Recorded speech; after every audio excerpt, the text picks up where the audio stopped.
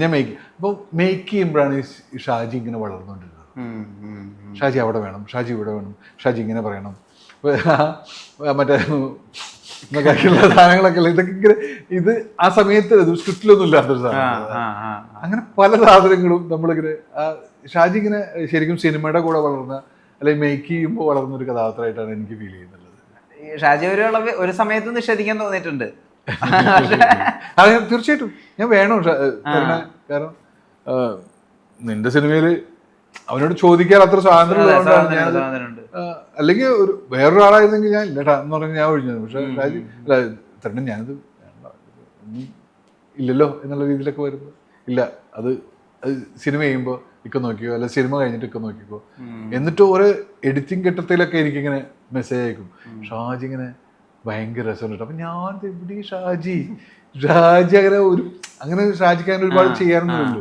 ഇപ്പോൾ മരിച്ചുപോയി അവൻ്റെ നിഷാദിൻ്റെ കൂടെ ഒക്കെ ഇരുന്ന് എഡിറ്റ് ചെയ്യുമ്പോൾ നിഷാദും അവനും കൂടി ഇരിക്കുക മെസ്സേജ് അയക്കുക, ലാലേട്ടൻ്റെ കൂടെ നിങ്ങളങ്ങനെ ഭയങ്കര രസമുണ്ട് കേട്ടോ, ലാലേട്ടൻ്റെ കൂടെ തന്നെ നിങ്ങൾ നിൽക്കുന്നു എന്നൊക്കെ പറഞ്ഞിട്ട് ഇങ്ങനെ മെസ്സേജ് അയക്കുമായിരുന്നു. ഫ്രെയിമിനൊരു കംപ്ലീറ്റ്നെസ് ഉണ്ട്.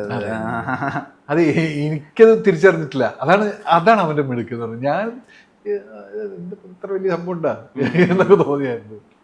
ഈ വൈറ്റ് ആൻഡ് വൈറ്റ് ഡ്രസ്സും ഫുൾ സോൾട്ടും അത് ഹെയർ സ്റ്റൈൽ അതാരുടെ? സാൾട്ട് ആൻഡ് പെപ്പർ ഞാനത് ആ സമയത്ത് ഞാനങ്ങനെ ഒരു പരിപാടി പിടിച്ചതാണ്.